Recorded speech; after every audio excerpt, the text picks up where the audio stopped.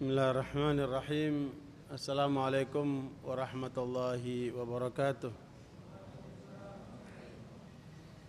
Alhamdulillahi rabbil alamin. Wa bihi nasta'inu ala umuri dunya waddin.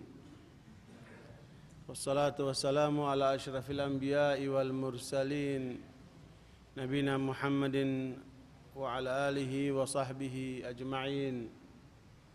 Ya ayyuhalladzina amanu taqullaha haqqa tuqatih wa la tamutunna illa wa antum muslimun. Subhanaka la ilma lana illa ma 'allamtana innaka antas samiul alim. Amma ba'd, fa ikhwani wa akhwati fid din rahimani wa rahimakumullah. Insyaallah kita akan melanjutkan kajian kita pada penjelasan kitab Aslus Sunnah wa I'tiqaduddin, di mana kita akan masuk ke poin yang ke-9.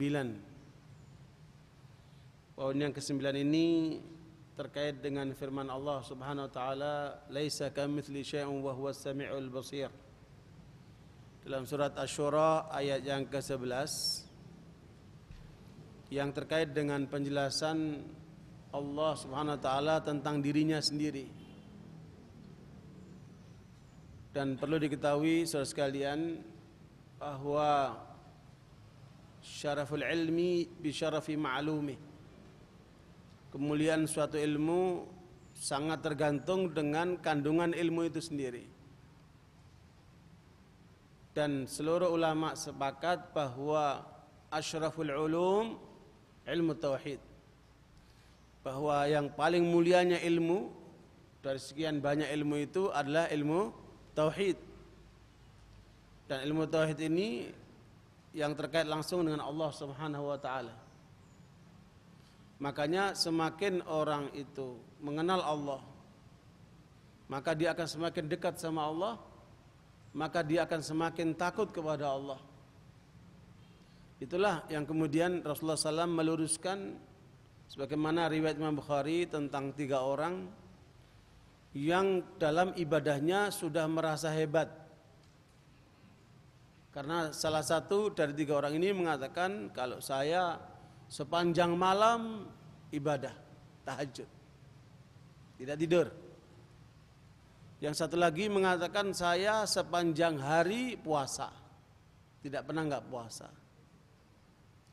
Dan yang ketiga adalah mengatakan, saya tidak mau mendekati perempuan. Ya, karena itu menjadi penghalang saya dari Allah, nggak mau nyentuh perempuan. Dan mereka ketika datang ingin melihat bagaimana ibadah Nabi Sallallahu Alaihi Wasallam, Nabi tidak ada. Kemudian mereka menyampaikan tentang keadaan mereka dalam ibadahnya seperti itu. Sehingga pada saat Nabi SAW datang, diberitahu tentang 3 orang ahli ibadah itu, maka dipanggillah mereka. Ketika kemudian Rasulullah menghadap mereka, Nabi SAW mengatakan, kami telah mendengarkan kalian begini begitu. Maka Nabi mengatakan, ketahuilah, ana a'lamukum billah wa akhsyakum lillah. Nabi mengajarkan, aku adalah orang yang orang paling kenal kepada Allah dan yang paling takut kepada Allah. Meskipun begitu, saya tidur, saya pun bangun. Saya kadang puasa, kadang tidak puasa di luar Ramadan. Dan saya menikahi wanita-wanita. Maka keluarlah kata-kata Rasulullah, "Faman raghiba an sunnati falaysa minni." Siapa yang tidak mengikuti sunnahku, jalan hidupku, petunjukku, dia bukan daripada golonganku, kata Rasulullah. Dan itu adalah sangat manusiawi, keseimbangan. Kadang tidur, kadang bangun, kadang puasa, kadang tidak puasa.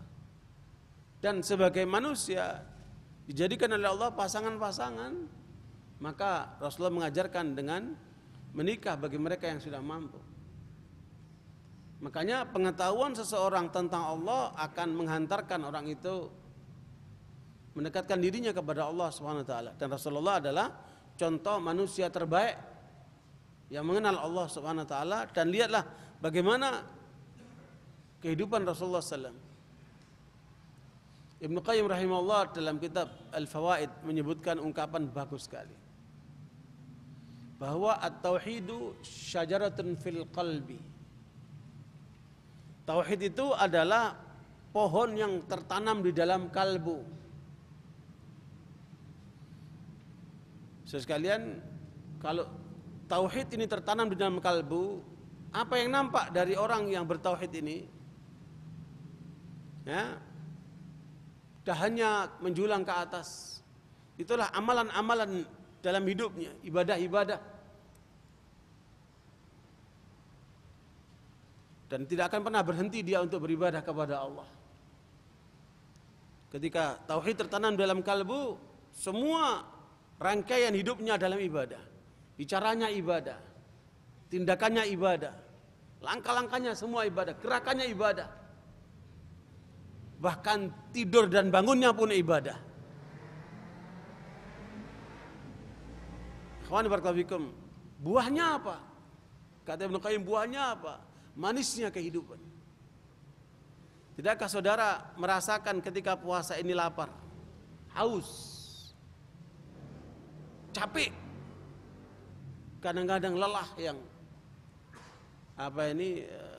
terasa dalam ibadah orang yang sedang berpuasa. Apalagi mereka yang dalam pekerjaan-pekerjaan yang berat, itu dalam posisi dia sedang susah, tapi apa yang dirasakan di dalam dirinya? Nikmat.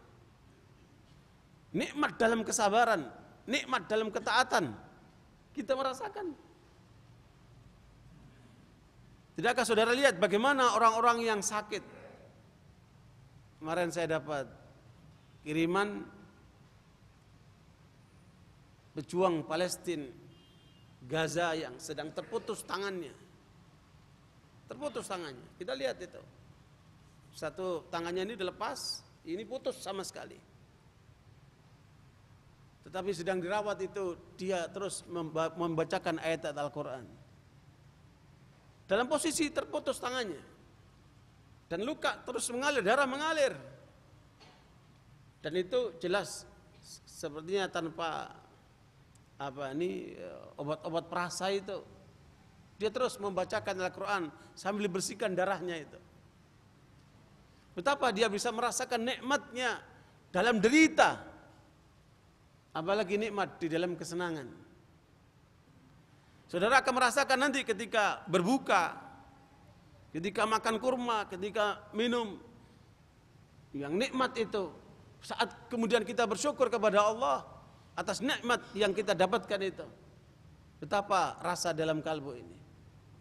Kemudian mengucapkan dhahaba dhama'u wabtallatil uruqu wa thabatal ajru insyaallah. Satu nikmat yang luar biasa.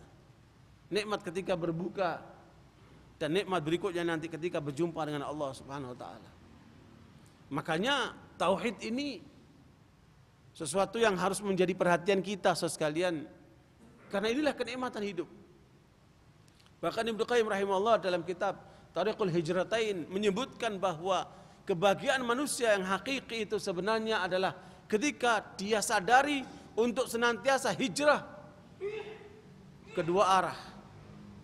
Hijrah kepada Allah dengan mentauhidkannya, dan hijrah kepada Rasulullah dengan mengikuti petunjuk hidupnya. Dan inilah yang kemudian Allah SWT jaminkan dalam surat An-Nahl ayat 97. A'udzubillahi minasyaitonir rajim. Man 'amila salihan min dzakarin aw untha wa huwa mu'minun falanuhyiyannahu hayatan thayyibah wa lanajziyannahum ajrahum bi ahsani ma kanu ya'malun. Bahwa siapa yang beramal saleh, laki maupun perempuan, dasarnya adalah keimanan. Inilah pohon yang dalam kalbu. Dia dibangun atas dasar keimanan. Semua langkahnya, pribadinya, perbuatannya dibangun di atas keimanan. Maka kata Allah, kami jamin orang itu hidupnya dalam keadaan bahagia di dunia, dan akan lebih lagi ketika dia dapatkan di akhirat kelak. Itulah kenikmatan tauhid yang tidak boleh kemudian kita kita lalaikan. Sekalian, makanya Jabir bin Abdullah radhiyallahu anhu, sahabat Nabi ini selalu mengingatkan kepada kita, sallallahu ilman nafi'a wa ta'awwadu billahi min ilmin la yanfa'. Hendaknya kalian selalu minta kepada Allah ilmu yang bermanfaat. Berlindunglah kepada Allah dari ilmu yang tidak bermanfaat. Dan Nabi pun mengajarkan kepada kita doa yang jangan sampai lepas dari doa-doa kita sekalian. Sebagaimana dalam riwayat Muslim, Rasulullah mengajarkan kepada kita, Allahumma inni a'udzubika min ilmin la yanfa' wa qalbin la yakhsha' wa nafsin la tashba' wa da'watin la yustajabu laha. 4 hal yang Rasulullah SAW berlindung kepada Allah SWT dalam doa ini, dan jangan lupa ini kita panjatkan juga pada saat-saat kita berdoa. Apa doanya? Ya Allah, aku berlindung kepadamu dari ilmu yang tidak bermanfaat. Banyak ilmu, tapi jangan sampai kita mendapatkan ilmu yang tidak bermanfaat. Kita cari ilmu yang bermanfaat. Dan nanti kita bicarakan apa yang dikategorikan ilmu yang manfaat itu. Berlindung kepada Allah dari ilmu yang tidak bermanfaat.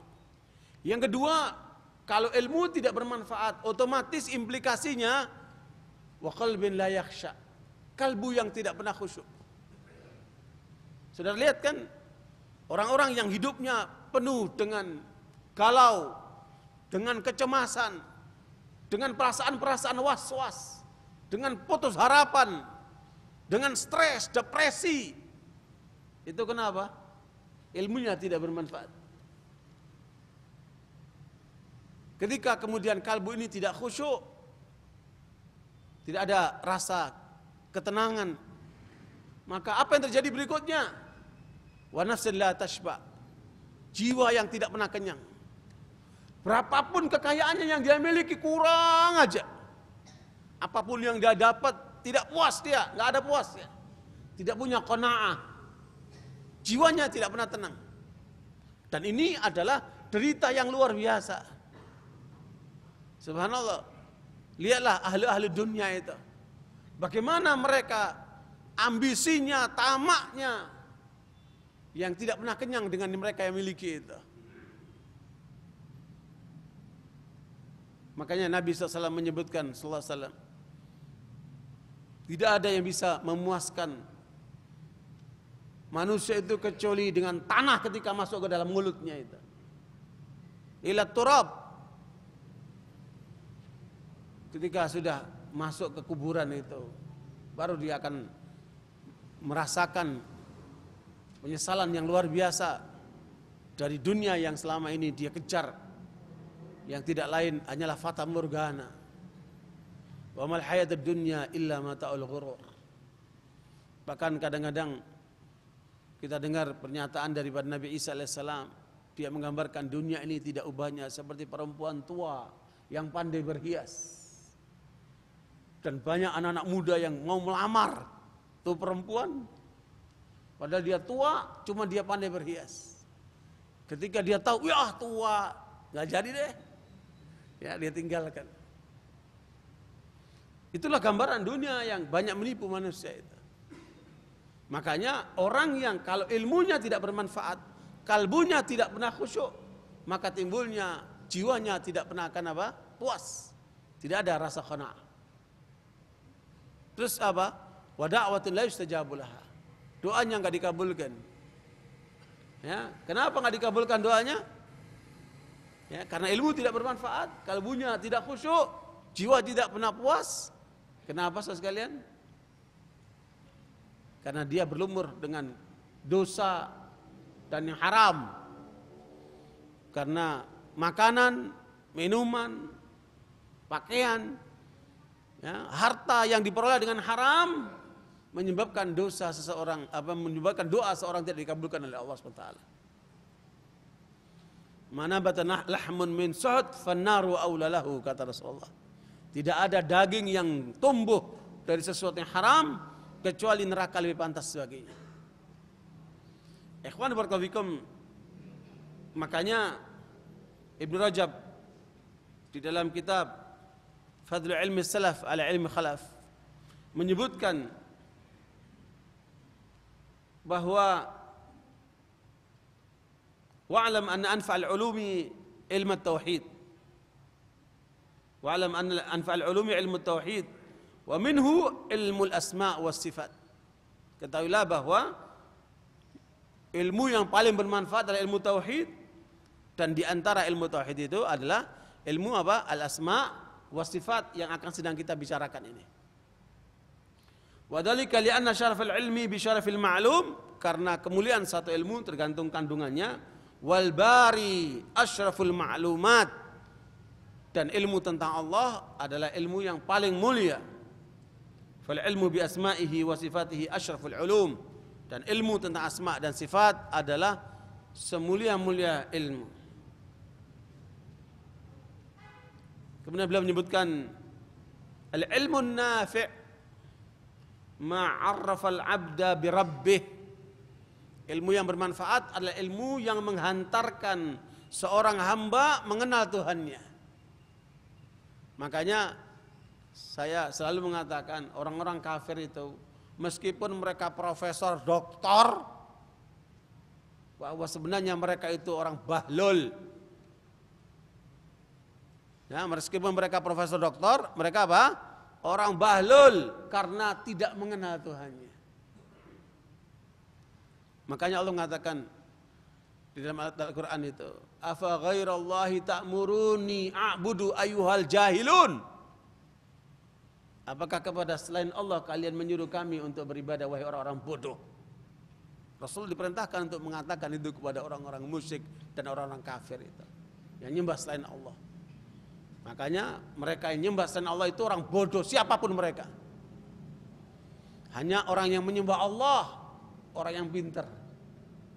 Fa'lam annahu la ilaha illallah. Berilmulah kamu ketika kamu mengatakan tidak ada Tuhan yang berhak disembah kecuali Allah. Syahidallahu annahu la ilaha illa huwa wal malaikatu wa ulul ilmi qa'iman bil qist. Allah puji mereka yang berilmu itu, berilmu tauhid, ilmu yang benar, bersama dengan para malaikat. Karenanya saudara sekalian, inilah yang harus kita kejar, ilmu tentang Allah. Wadallahu alaihi hatta arafa wahdahu wa anasa bihi wastahya min qurbihi wa abadahu ka'annahu yarahu.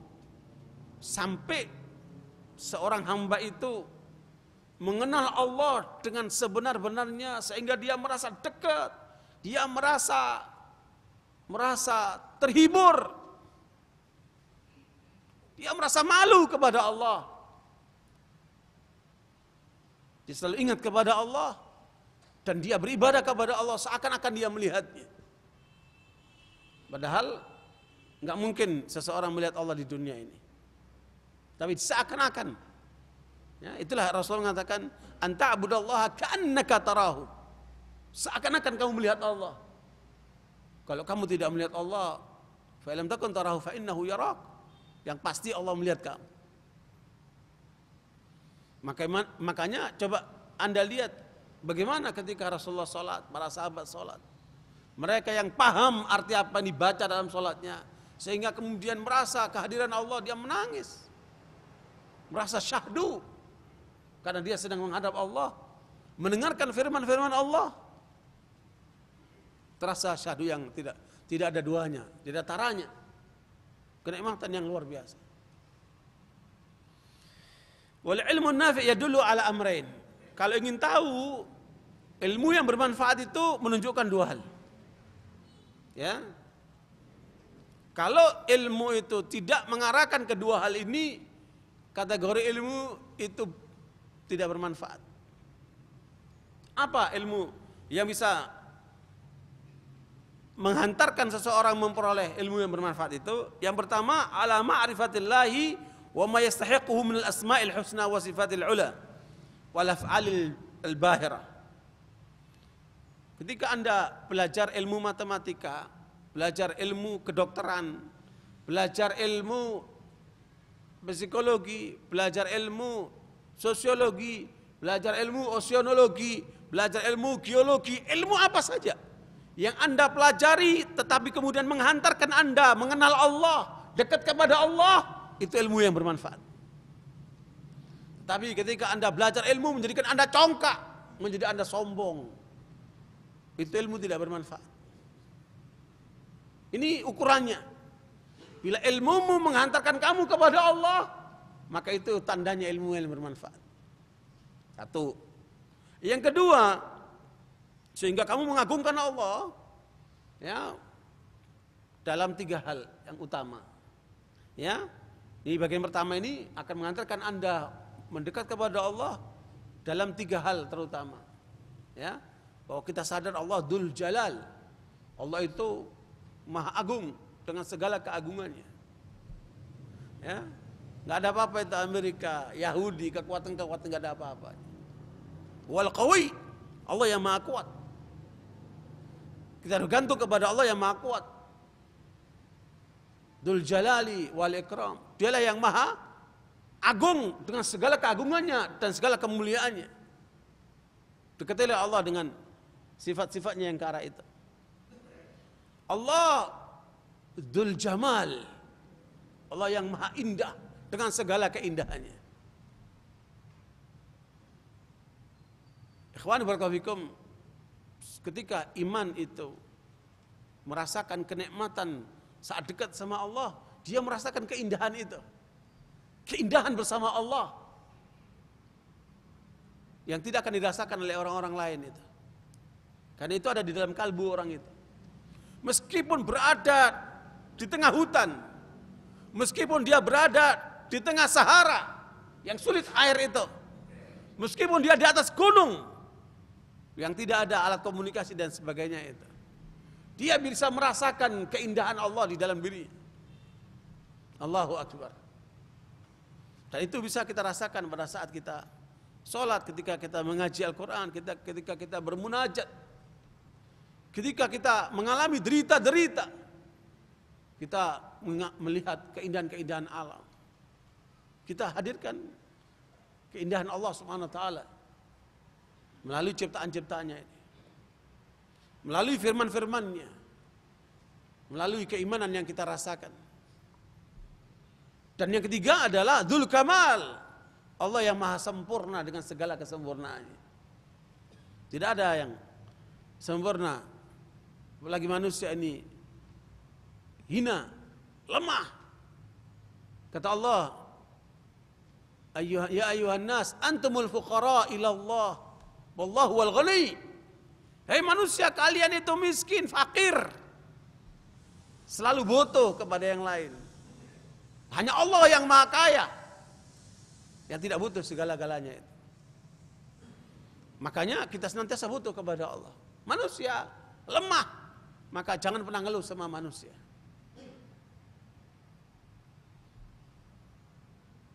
Kemarin ada seorang kaya telepon saya, nanyakan, Ustadz perlu apa?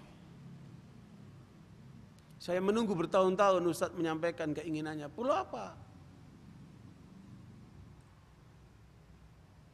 Saya bilang, kalau saya perlu saya akan mengetok pintu langit, tidak mengetok pintu kamu. Saya bilang apa? Kalau saya perlu saya mengetok pintu langit, tidak mengetok pintu kamu. Karenanya sekalian, jangan pernah minta sama manusia. Jangan pernah berharap dari manusia, haraplah kepada Allah. Yang maha kaya itu.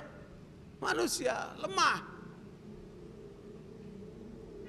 perlu dengan derita, perlu dengan kekurangan, perlu dengan keluh kesah. Wa khuliqal insanu halu'a, dia perlu dengan keluh kesah. Makanya mengeluhlah kepada Allah, mintalah kepada Allah yang maha segala-galanya. Nah, inilah ilmu yang bermanfaat mengantarkan kita dekat kepada Allah. Yang kedua, al-ma'rifatu bima yuhibbuhu wa yardah. Ilmu yang menghantarkan Anda dicintai sama Allah, diridhai sama Allah. Kalau Anda belajar ilmu kedokteran sampai jadi dokter, kemudian mengobati orang, membantu orang, menyayangi orang, menolong orang karena Allah, ilmumu bermanfaat. Ketika kamu punya ilmu tentang psikologi atau ilmu-ilmu lain yang kemudian kamu mengantarkan dirimu bermanfaat untuk mencari ridha Allah, dicintai sama Allah, maka ilmumu bermanfaat. Kamu punya ilmu bisnis, kamu gunakan berbisnis sehingga kamu berhasil, kemudian kamu angkat orang-orang miskin itu, kamu bantu mereka yang membutuhkan itu karena Allah, maka itu ilmumu bermanfaat. Baik ilmu dunia maupun ilmu agama yang menghantarkan kita dicintai sama Allah, diridai sama Allah. Tentunya ini tidak mungkin kecuali dengan mengikuti syariat Rasulullah SAW. Maka itulah ilmu yang bermanfaat. Barangkali itu sekedar pendahuluan sekalian untuk menghantarkan kita mendalami ilmu tentang Asmaul Husna yang Allah sebutkan di dalam ayat surat Asy-Syura ayat 11, "Laisa kamitslihi syai'un wa huwas samiul basir." Ikhwan barakallahu fikum.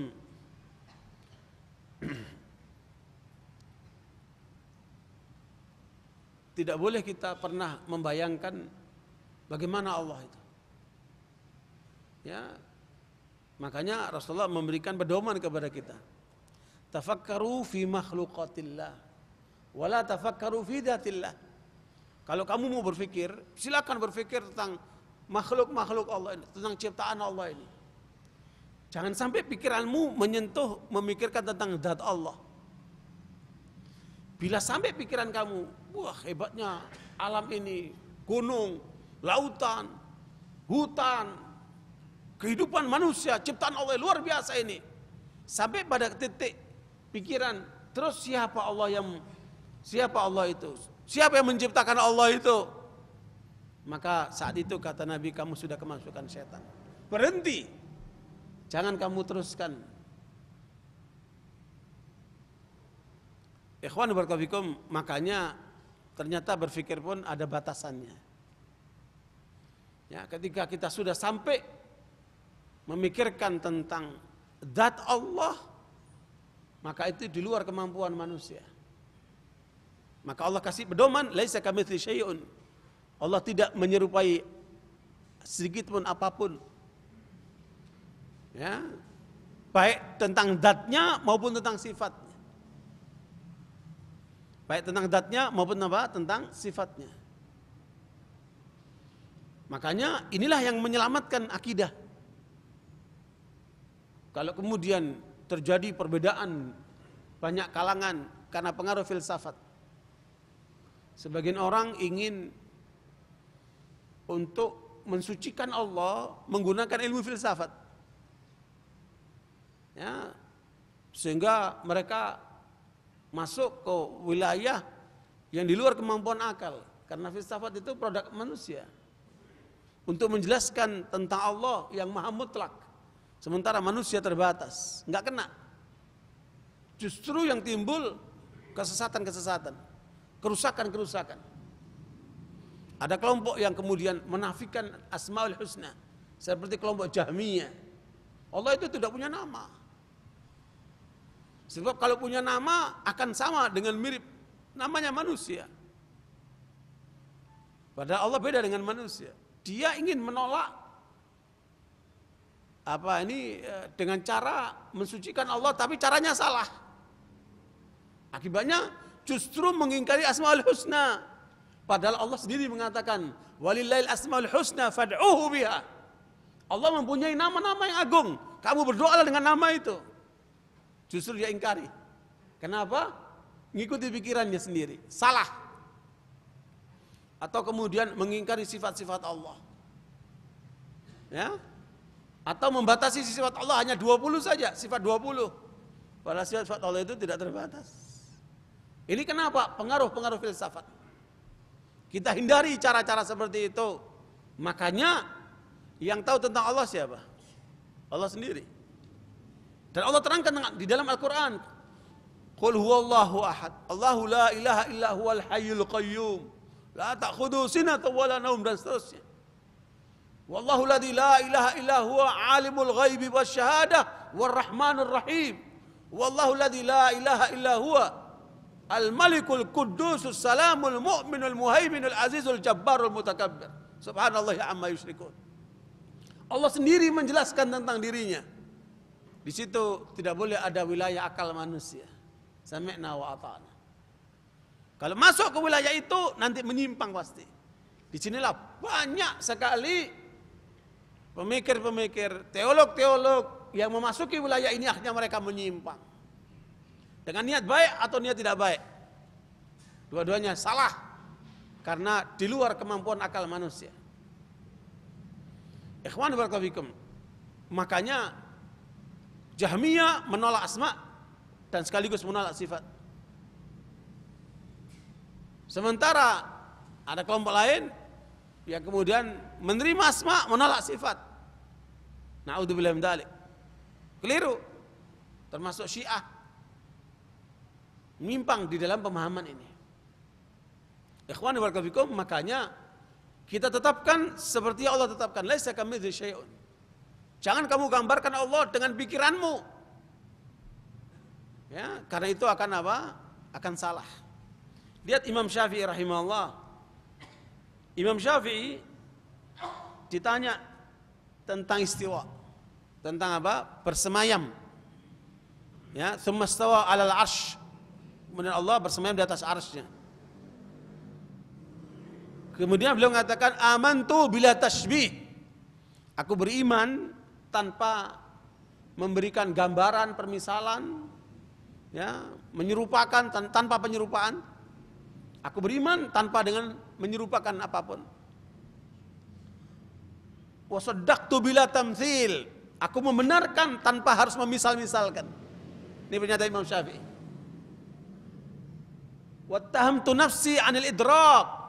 Aku menuduh diriku untuk bisa memahami itu. Enggak akan mungkin bisa apa? Bisa mencapai tingkatan itu.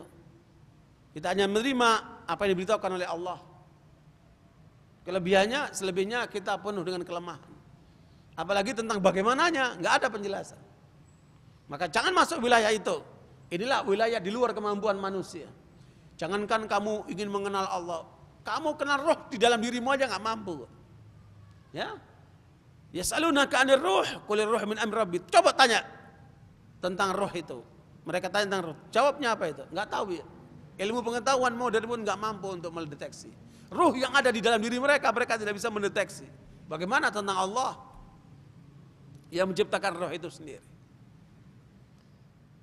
Wa amsaktu 'anil khawdi fihi ghayatul idrak. Kemudian kata Imam Syafi'i, saya tidak mau bicarakan masalah itu karena itu di luar kemampuan kita.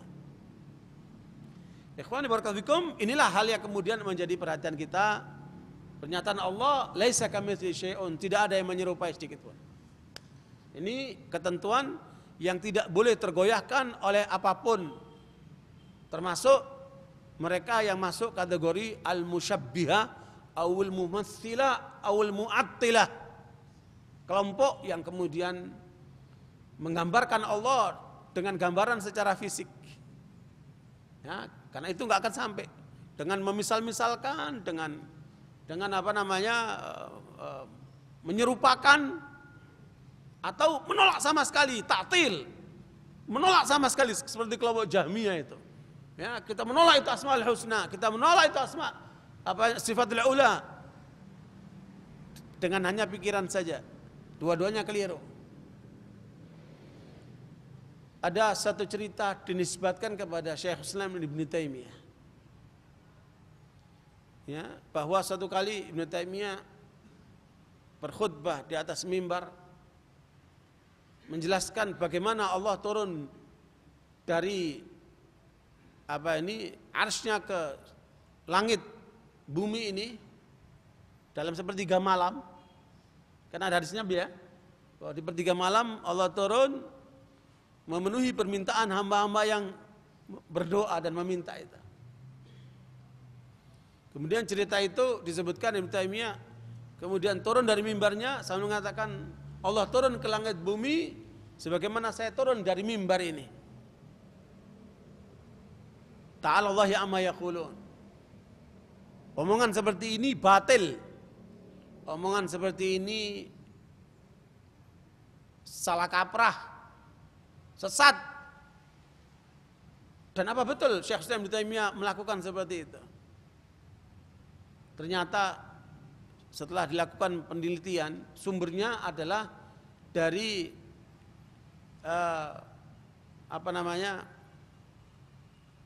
seorang yang pengembara, ya, Ibnu Battuta,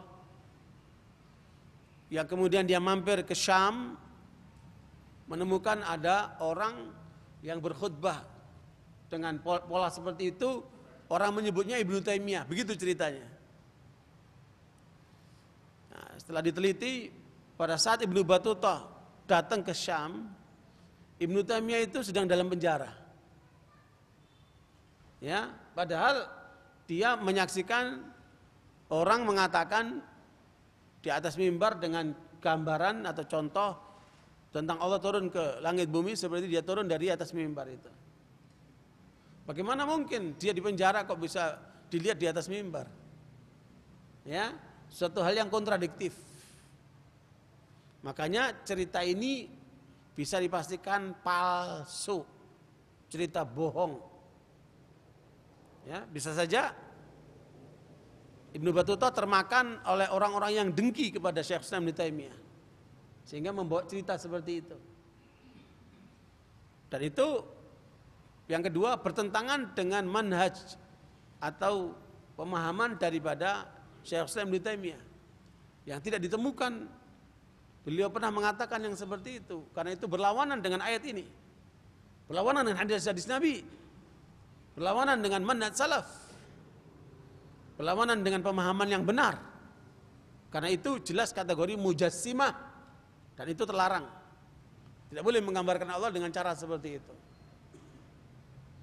Laisa kamitslihi syai', tidak ada bisa menyerupai Allah sedikit. Makanya tidak benar kita menggambarkan Allah dengan gambaran manusia seperti itu. Ini jelas salah. Ya, siapapun dia itu adalah salah. Dan ternyata cerita itu cerita karangan, cerita bohong, cerita komik kali ya, yang kemudian harusnya ditinggalkan.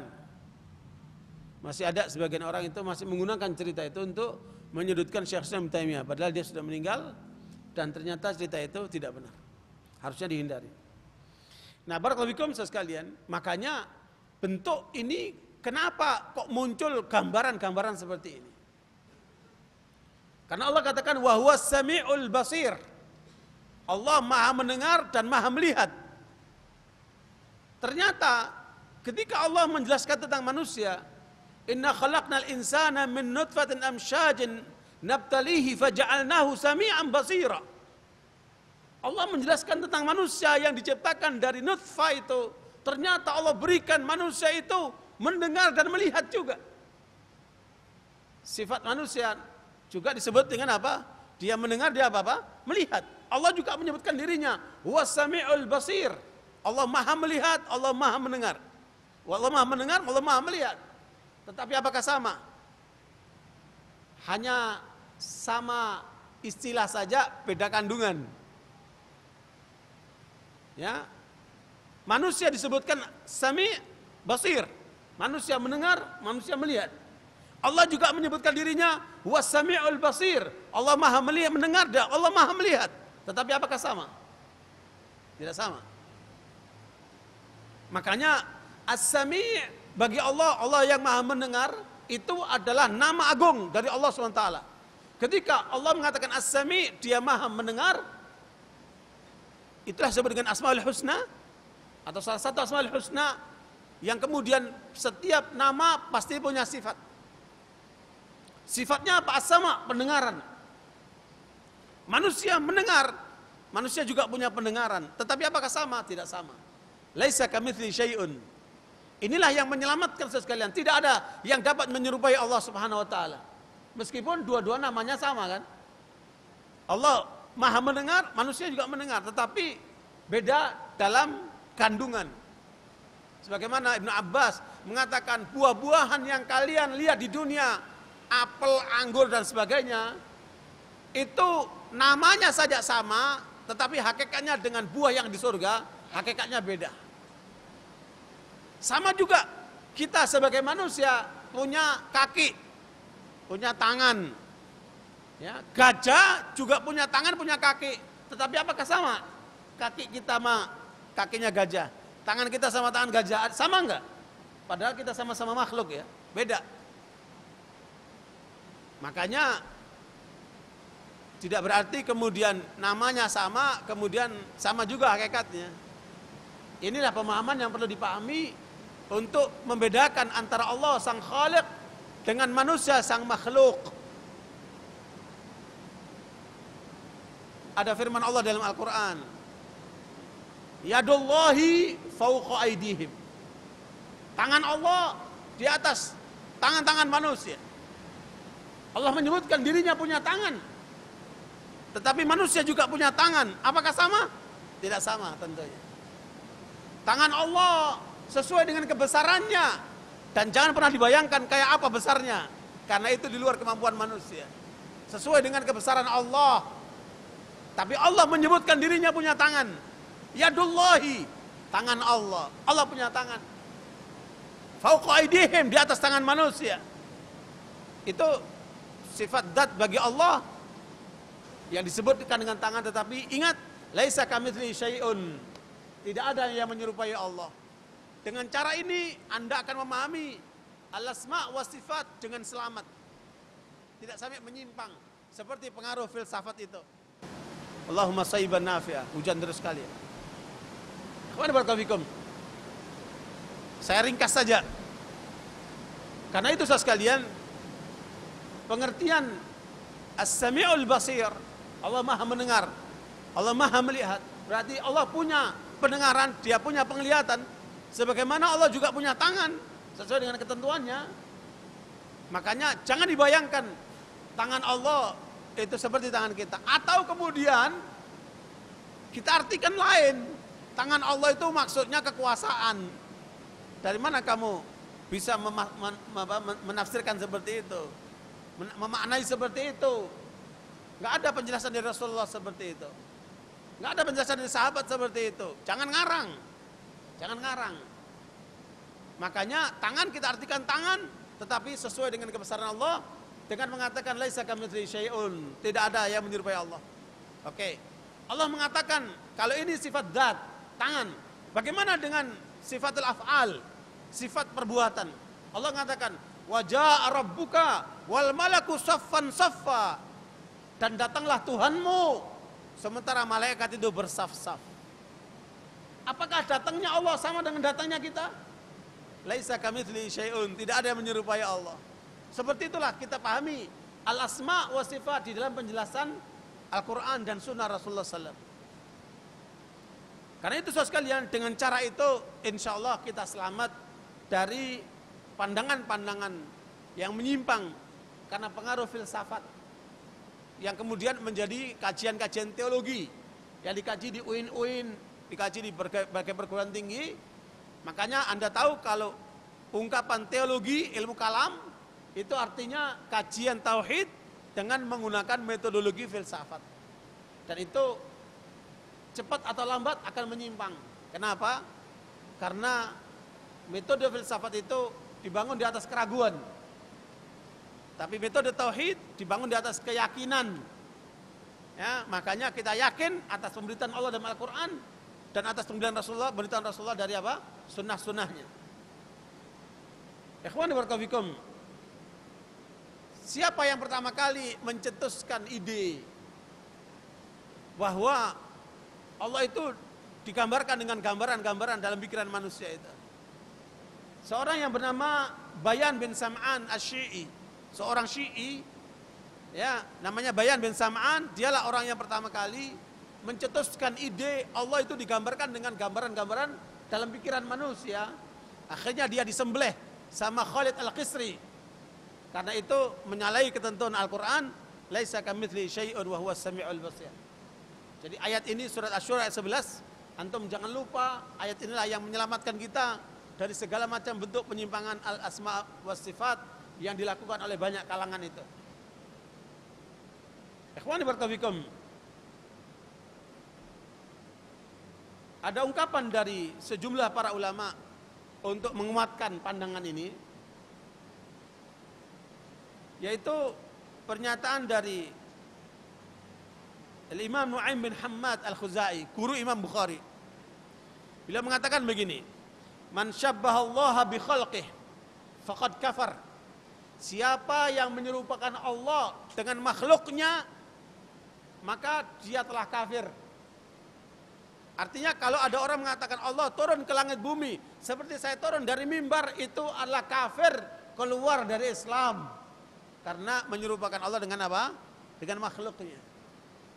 Kalau orang mengatakan yadullahi fawqa aydihim, tangan Allah di atas tangan manusia, digambarkan tangan Allah seperti tangan manusia, maka dia kafir, keluar dari Islam. Jelas itu? Maka jangan sampai kita menggambarkan Allah dengan apa? Gambaran makhluknya. Wa man ankara ma wasafa bihi nafsahu faqad kafar. Atau sebaliknya, orang mengingkari nama dan sifat Allah yang ditetapkan dalam Al-Qur'an. Wa huwas samiul basir. Allah Maha mendengar, Maha melihat. Dia ingkari, Allah tidak mendengar, Allah tidak melihat. Umpamanya, maka dia kafir, keluar dari Islam. Ini penting sekali. Sehingga kita mengatakan walaysa fima wasafallahu bihi nafsah wal rasuluhu tasbih. Sehingga kita hanya mengatakan apa yang diterangkan oleh Allah, apa yang diterangkan oleh Rasulullah, itulah yang kita terima. Jangan ditambah, jangan dilebihkan. Ini pedoman supaya tidak menyimpang. Qala al-Imam Ishaq bin Rahawayh atau Rahoyah yang wafat tahun 232, ulama ini hidup di masa Imam Ahmad. Man wasafa Allah fashabbaha sifatahu bi sifatihi ahadin min khalqillah fa huwa kafirun billahil azim. Siapa yang berani mensifati Allah dengan sifat makhluknya, dengan sifat manusia, maka orang itu telah kafir kepada Allah yang agung itu. Makanya jangan pernah menyifati Allah dengan sifat makhluknya. Qala Imam Ahmad rahimahullah, Imam Ahmad berkata, la yusafullahu illa bima wasafa bihi nafsah aw wasafa bihi rasuluhu sallallahu alaihi wasallam, la yutajawaz al-Qur'an wal hadis. Beliau mengatakan Allah tidak boleh disifati kecuali dengan sifat yang Allah terangkan sendiri dalam Al-Qur'an atau yang diterangkan oleh Rasulullah dalam sunnahnya.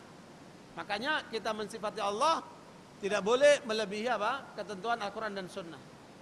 Inilah jalan yang paling aman.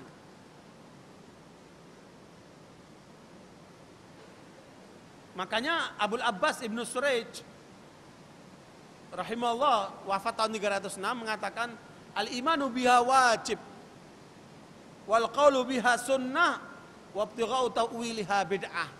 Berkaitan dengan asma dan sifat itu kita wajib mengimaninya.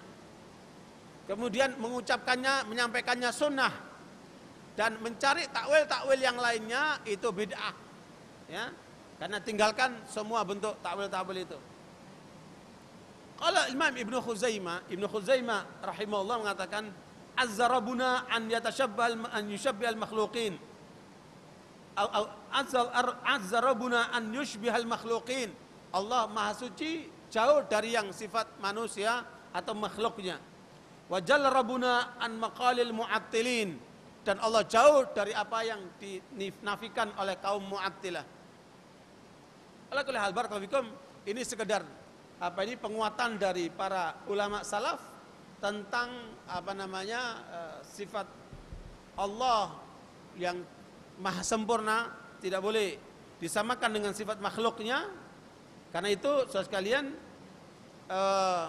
penjelasan sejumlah ulama itu dirasa cukup untuk supaya kita tidak masuk ke dalam wilayah pentakwilan yang keliru atau penjelasan tentang Allah yang tidak ada dasar Quran dan sunnahnya. Ya, laisa kamitslihi syai'un wa huwas samiul basir, itulah jalan keselamatan yang harus kita pegang.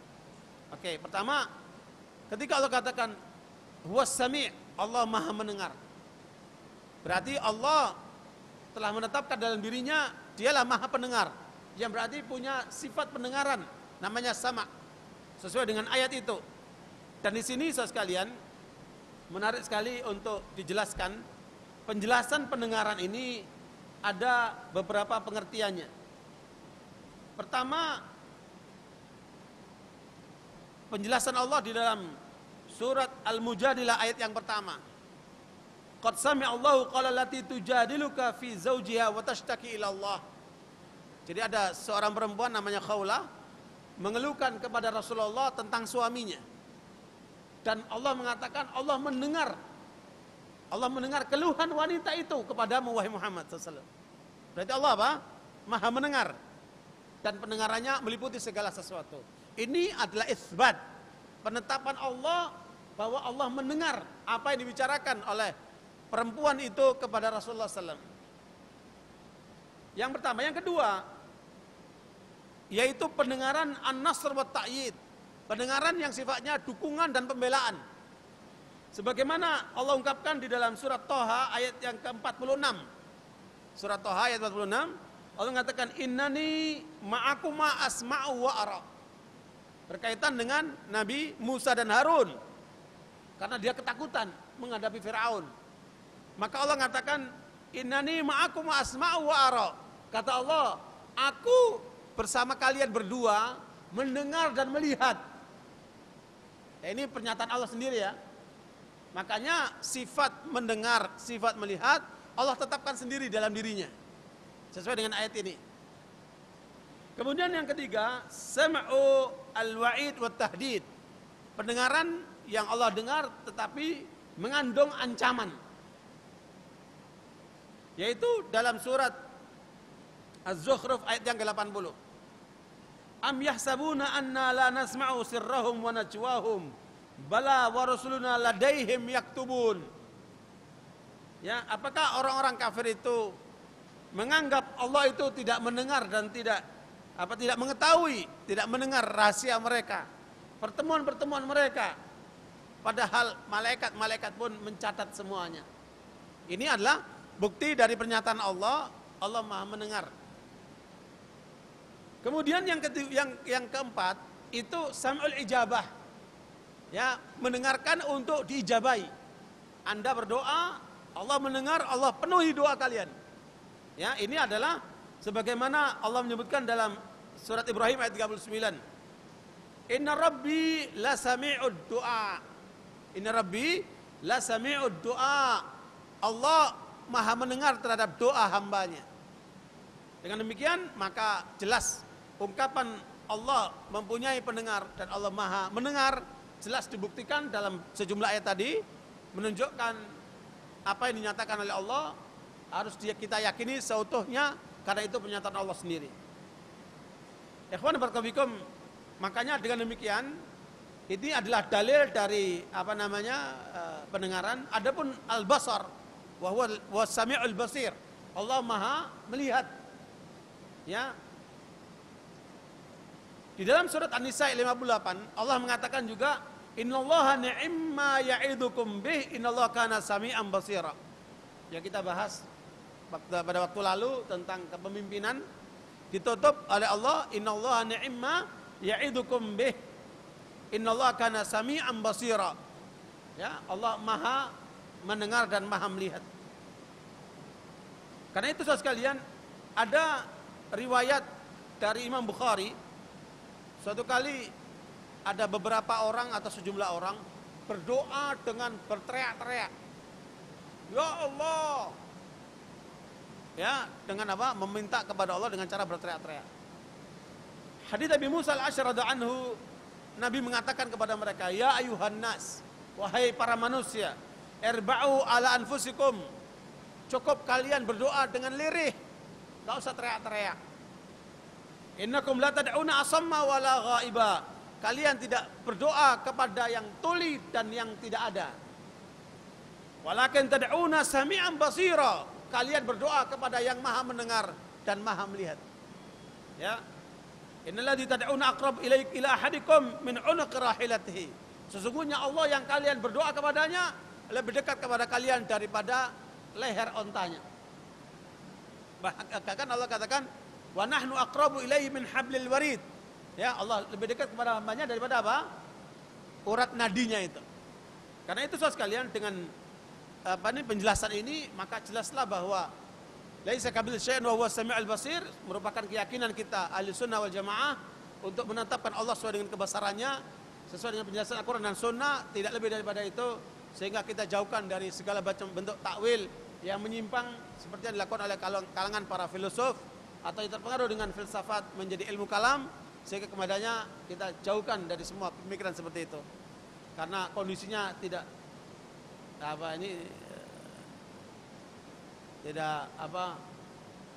bisa diteruskan, hujan begitu deras suaranya juga terganggu. Saya kira cukup sampai di sini saja ringkasan kajian kita pada sore hari ini. Semoga dapat ditangkap dan bisa memberikan kejelasan buat kita sekalian. Aku qouli hadza wa astaghfirullahi wa lakum. Wa sallallahu alaihi Muhammad subhanakallahumma bihamdika asyhadu an la ilaha illa anta astaghfiruka wa atubu ilaik. Walhamdulillah. Wassalamualaikum warahmatullahi wabarakatuh.